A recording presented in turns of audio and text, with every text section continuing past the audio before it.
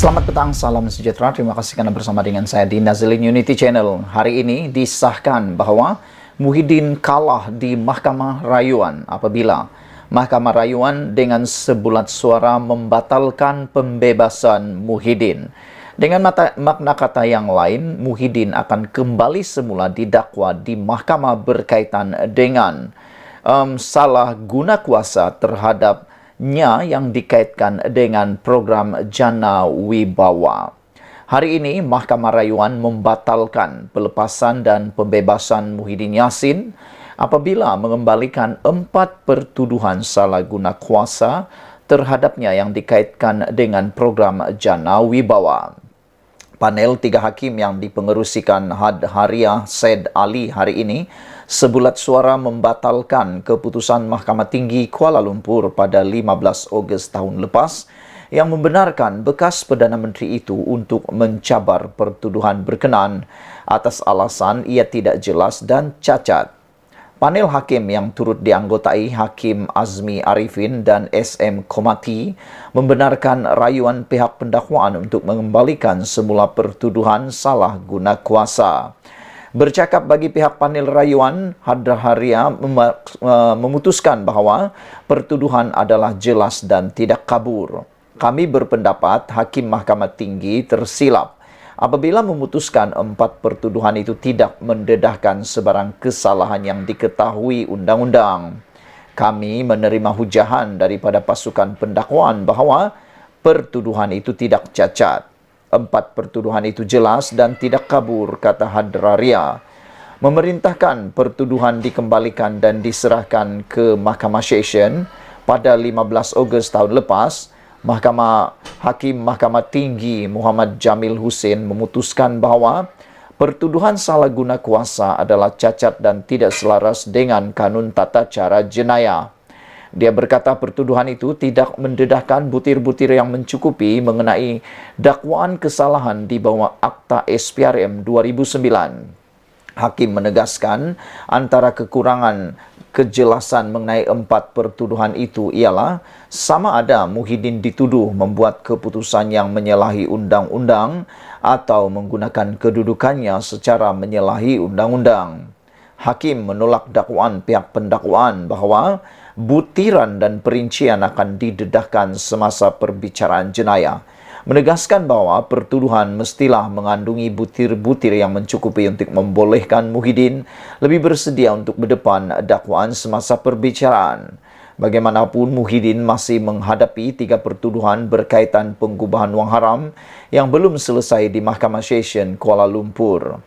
4 dakwaan salah guna kuasa pada Mac tahun lepas di hadapan Mahkamah Session, Muhyiddin meminta dibicarakan atas 4 pertuduhan salah guna kuasa dan 3 pertuduhan pengubahan wang haram membabitkan RM 232.5 juta yang dikaitkan dengan Jana Wibawa. 4 pertuduhan salah guna kuasa itu dirangka mengikut Seksyen 23 dalam kurungan 1 Akta SPRM 2009 menuduhnya menggunakan kedudukan sebagai Perdana Menteri dan Presiden bersatu ketika itu untuk suapan RM 232.5 juta daripada 3 syarikat dan seorang individu antara Mac 1 2020 hingga 20 Ogos tahun 2021. 3 syarikat itu ialah Bukhari Equity, Nepturi Sdn Bhd dan Mamfor Sdn Bhd. Manakala individu terbabit ialah Azman Yusof.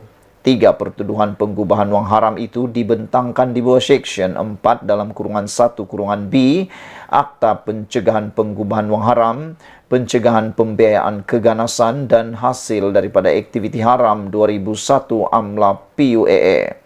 Dibaca bersama Seksyen 87 dalam kurungan 1 akta yang sama. Ahli politik berusia 77 tahun itu didakwa menyalahgunakan kuasanya untuk bersatu, menerima RM 125 juta hasil daripada aktiviti haram daripada Bukhari Equity antara 25 Februari 2021 hingga 8 Julai 2022. Tuduhan itu tidak mendakwa bahawa pembayaran dibuat kepada Muhyiddin. Wang itu didakwa dicuci dengan menerima wang yang dimasukkan ke dalam akaun bersatu. Pengubahan wang haram adalah kesalahan menyamarkan aset keuangan supaya ia boleh digunakan tanpa pengesanan aktiviti haram yang menghasilkannya. Melalui pengubahan wang haram, hasil monetari yang diperoleh daripada aktiviti jenayah diubah menjadi dana dengan sumber yang sah. Kes terhadap ahli Parlimen Paguh itu ditetapkan untuk sebutan di Mahkamah Session Kuala Lumpur pada 4 Mac ini. Pasukan pendakwaan diketuai oleh Timbalan Pendakwa Raya Muhammad Dusuki Mokhtar dengan Timbalan Pendakwa Raya Wan Saharudin Wan Aladin dan Ahmad Akram Garib turut membantu. Beberapa komen daripada netizen berkaitan dengan kes Muhyiddin ini ialah cari makan je, menyebut dan menulis bersatu dah makin lemah serta pergaduhan dalaman parti dah tentu. PAS mula cuba memikat macai-macai UMNO. UMNO pula untuk bentuk muafakat nasional sekali lagi. Kerajaan Madani tak akan mudah dijatuhkan kali ini. Red Patriot atau Red Parrot 2782 menulis, jangan lari, lawan di mahkamah dan gunakan khidmat peguam Melayu terbaik. Melefes seperti kata abah kau. Dok Jitra tulis, selamat berjuang Tan Sri Muhyiddin Yassin. Jika di jalan yang benar dan bekerja untuk Allah, maka demi bangsa, agama dan negara tidak perlu gentar. Berani kerana benar, takut kerana salah, katanya. Yang datang terus dipancung, yang bergolek ditanam, yang lintang dipukangkan. Kata beliau, Allah tetap dengan kebenaran, tetap jika batil. Tetapi jika batil siksanya dua, dunia dan akhirat, kata Dok Jitra. Saudara-saudara sekalian, dengan keputusan ini, maka pasti ia akan menimbulkan pelbagai polemik dan pelbagai spekulasi di luar sana. Kita tunggulah nanti apa komen daripada Walaun, apa komen daripada para penyokong pembangkang Perikatan Nasional berkait dengan keputusan Mahkamah Rayuan yang membatalkan pembebasan Muhyiddin. Kesian juga lah kan, tidak sampai beberapa bulan mereka bersorak gembira melihat pengerusi Perikatan Nasional ini dan presiden Parti Bersatu ini dibebaskan. Akhirnya beliau dimasukkan semula di dalam pertuduhan berkait dengan 4 pertuduhan salah guna kuasa terhadapnya yang dikaitkan dengan program Jana Wibawa. Sekian dulu untuk kali ini. Jangan lupa tinggalkan komen anda. Malaysia kita punya, kita juga sama-sama cintai Malaysiaku. Bye-bye. Salam sejahtera. Terima kasih kerana bersama dengan saya di Nazlin Unity Channel. Ini teks ucapan penuh Perdana Menteri yang mengundang aksi derhaka Perikatan Nasional terhadap Agong. Ucapan tahniah dan ikrar taat setia kepada Kebawaduli Yang Maha Mulia Seri Paduka Baginda Yang di-Pertuan Agong Sultan Ibrahim, dan ucapan terima kasih kepada Kebawaduli Yang Maha Mulia Sultan Pahang Al-Sultan Abdullah Riayatuddin Al-Mustafa Bilal Shah Ibni Almarhum Sultan Haji Ahmad Shah Al-Mustain Billah. Tan Sri Yang di-Pertua, saya ingin menyatakan bahawa istiadat melafaz sumpah dan menandatangani surat sumpah jawatan sebagai Yang di-Pertuan Agong ke-17 yang diadakan sempena mesyuarat Majlis Raja-Raja yang ke-264 khas pada Rabu 31 Januari 2024 telah menyaksikan pelantikan Kebawaduli Yang Maha Mulia Seri Paduka Baginda Yang di-Pertuan Agong ke-17 Sultan Ibrahim bagi tempoh 5 tahun mulai 31 Januari 2024. Saya selaku Ketua Majlis Parlimen ke-15 bagi pihak Dewan Yang Mulia ini dengan sepenuh ikhlas ingin merafak sembah dengan ucapan setinggi-tinggi tahniah dan ikrar taat setia Dewan ini dipersembahkan kepada Kebawaduli Yang Maha Mulia Seri Paduka Baginda Yang di-Pertuan Agong ke-17 Sultan Ibrahim dan Kebawaduli Yang Maha Mulia Seri Paduka Baginda Raja Permaisuri Agong Raja Zarid Sofia. Saya berkeyakinan bahawa kerajaan dan rakyat akan mendapat limpah rahmat dan kesejahteraan daripada pemerintahan seorang raja yang adil, bijaksana dan prihatin terhadap rakyat jelata dan negara. Sebagai teras pemerintahan raja berperlembagaan, saya amat berkeyakinan dengan pemerintahan Duli Yang Maha Mulia Tuanku Agong kelak. Malaysia bakal diberkati dengan nikmat perpaduan dan kemakmuran yang berpanjangan. Saya juga ingin merafak sembah dengan ucapan menjunjung kasih dan setinggi-tinggi penghargaan Dewan ini turut dipersembahkan kepada Duli Yang Maha Mulia Sultan Pahang Al-Sultan Abdullah Riayatuddin Al-Mustafa Bilal Shah Ibni Almarhum Sultan Haji Ahmad Shah Al-Mustain Billah dan Duli Yang Maha Mulia Tengku Ampuan Pahang Tuanku Haja Aziza Aminah Maimunah Iskandaria binti Almarhum Al-Mutawakil Allah Sultan Iskandar Al-Haj yang telah menaungi negara dan rakyat jelata selama 5 tahun yang lalu dengan penuh adil dan bijaksana. Saya yakin seluruh rakyat jelata merasai nikmat, hikmat, keadilan dan kebijaksanaan Tuanku dalam memastikan keamanan dapat dinikmati oleh seluruh rakyat.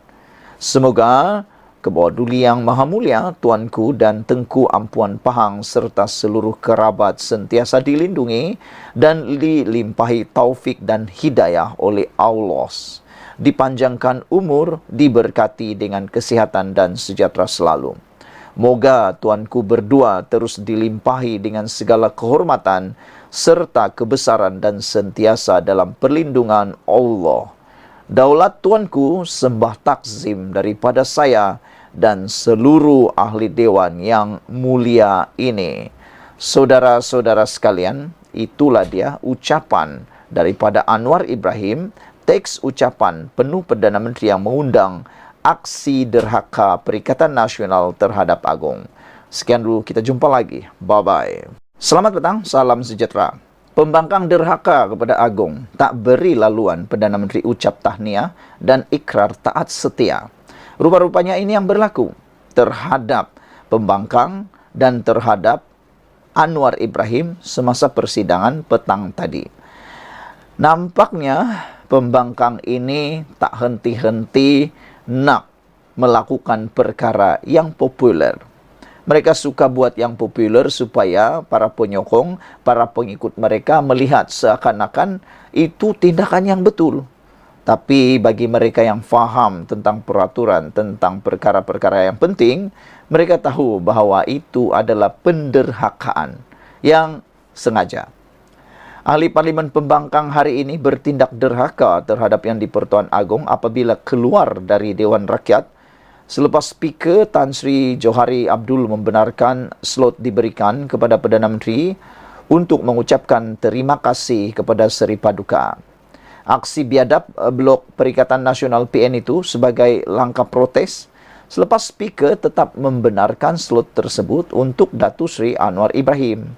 Selain daripada itu, untuk pengetahuan semua walaupun di luar sana ataupun penonton channel ini, video ini, anda harus tahu bahawa keputusan daripada Speaker Dewan itu bukan dibuat oleh Speaker Dewan semata-mata, tetapi beliau telah pun membuat undian secara blok.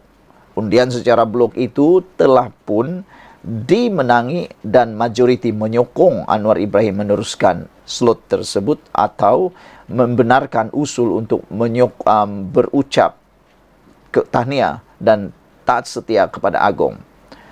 Tetapi itulah kan, selepas Anwar Ibrahim sudah buat begitu, mengikut peraturan mesyuarat, telah pun mendapat kebenaran Speaker Dewan, telah pun mendapat majoriti undian setuju terima usul itu, masih lagi pembangkang tak setuju. Jadi kalau begitu nak tanyalah, pembangkang nak macam mana? Pembangkang nak macam mana? Susulan itu sidang Dewan Rakyat kecoh apabila beberapa wakil rakyat pembangkang membantah dan tidak puas hati. Mereka menganggap slot itu sebagai sesuatu yang luar biasa, memandangkan ia tiada dalam aturan mesyuarat.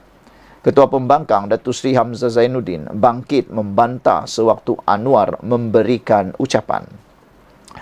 Dalih ahli parlimen Larut itu, slot tersebut sepatutnya dilakukan lebih awal pada permulaan persidangan Dewan Rakyat pagi tadi. Namun demikian, Anwar Ibrahim telah pun menyatakan, mengapa beliau tidak dapat hadir pagi tadi? Beliau perlu menyambut lawatan rasmi Perdana Menteri Kamboja. Jadi, Anwar Ibrahim perlu mengutamakan yang terdahulu. Berucap dia sudah dapat kebenaran. Bukan tak penting, itu sangat penting berucap di parlimen. Tetapi untuk menghormati Perdana Menteri Kamboja, Anwar Ibrahim melakukannya. Anwar Ibrahim buat satu perkara, dua perkara dalam satu kali. Jadi dia dapat berjumpa Perdana Menteri Kamboja, dapat juga berucap di parlimen selepas dapat kebenaran dan undian majoriti. Bukan macam orang lain, kan? Hadir ke parlimen pun banyak kali tak hadir. Tapi yang itu tak pula dikecam hebat. Sementara itu pengerusi CPN Tan Sri Muhyiddin Yassin memaklumkan ia satu kejadian luar biasa kerana mereka tidak dimaklumkan mengenai slot diberikan kepada Anwar sementara perbahasan Tita Sri Paduka Baginda sedang berjalan. Bahkan Muhyiddin yang juga ahli parlimen Pago dalam sidang media menganggap slot itu sebagai kezaliman majoriti. Macam-macam lah mereka nih. Hanya kerana mereka mempunyai majoriti, mereka melakukan apa yang mereka mahu tanpa mengikut prosedur yang telah ditetapkan sejak sekian lama, katanya. Lagi, sekian dulu untuk kali ini. Jangan lupa tinggalkan komen anda, tekan butang subscribe. Kita jumpa lagi. Bye-bye.